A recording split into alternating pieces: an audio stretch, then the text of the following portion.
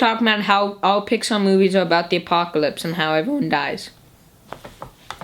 There you have it. And action. Hey guys, welcome to another episode of the Movie Buff Channel show. You may have noticed, I brought back my suit. You guys liked it so much I decided to wear it again in this episode.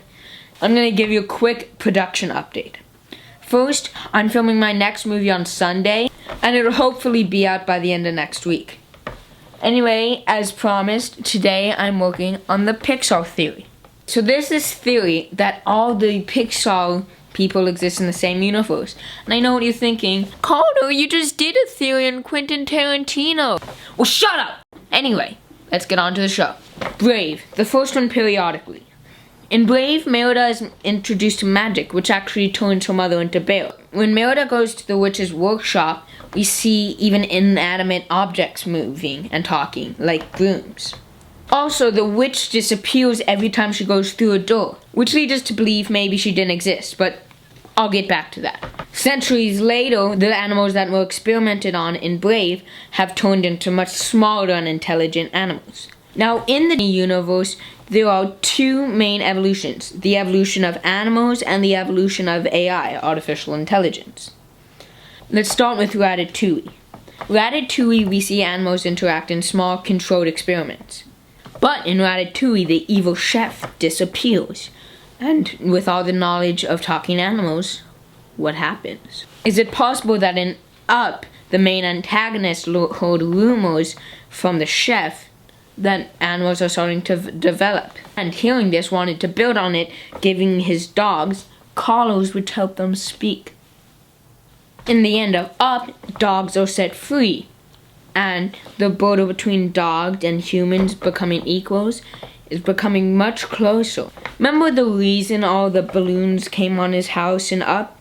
Is because he was gonna have to move out because of a corporation called BNL.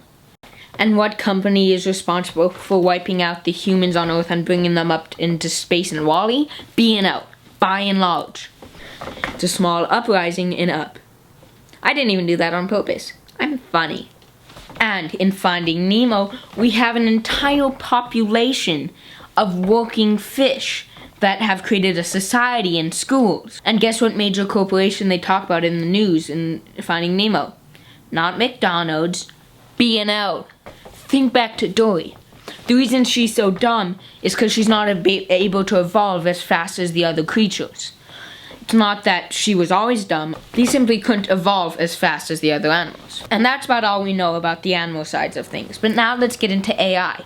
When Mr. Incredible is first told about that big robot thing, he's told that it is AI gone rogue.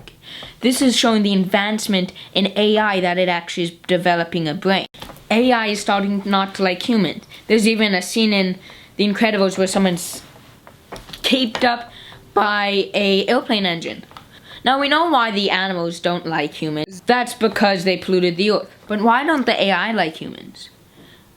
We'll get on to that later. Bring us to Toy Story, where we see inanimate objects working and being discarded. In the beginning, the toys don't really mind being discarded, but they kind of get fed up throughout the movies. But wait, Connor. Toys aren't AI? That's where you're wrong, guys. I have the answers right here. Syndrome.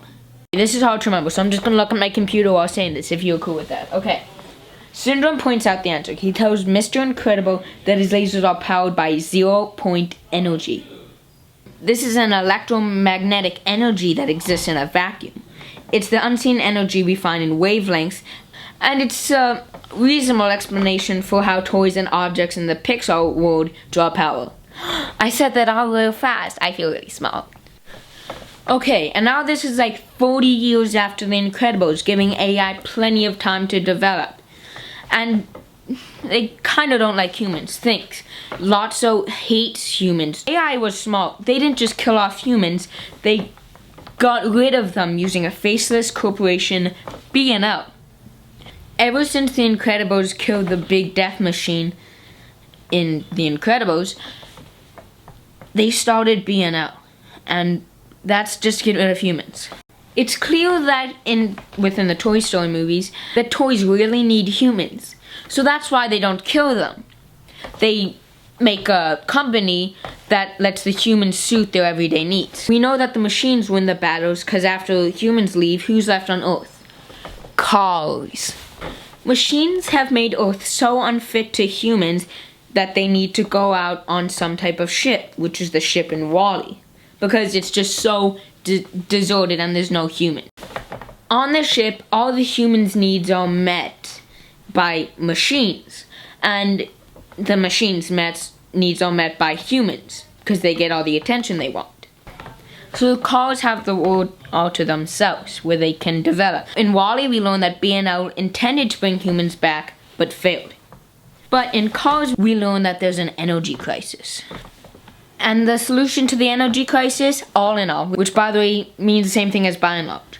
But the clean fuel wipes away the cars, so there's no machines left. Which brings us back to WALL-E. We learn that WALL-E is the only machine left, and he's fulfilled because he keeps finding human culture. Picture the Rubik's Cubes, and that's the only reason he's alive. It's because machines need humans, and he has them. Not really, more like pictures of humans, but I guess it counts anyway, okay? So WALL-E comes back to liberate the humans, and they start to rebuild back on Earth.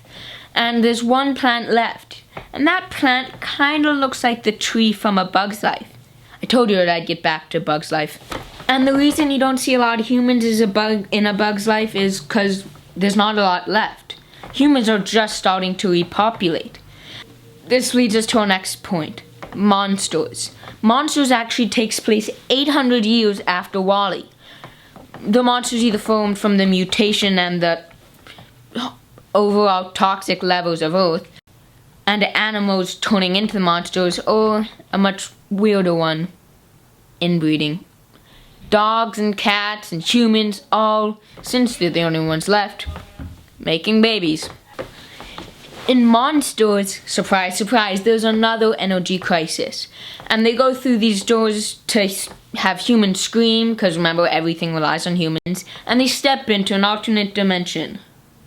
Or do they? Maybe they're stepping into the past.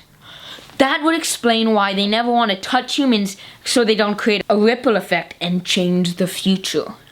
Okay, so what happened to Boo? Remember, Boo saw that doors opened different dimensions, and she became obsessed with this. She needed to find Sully.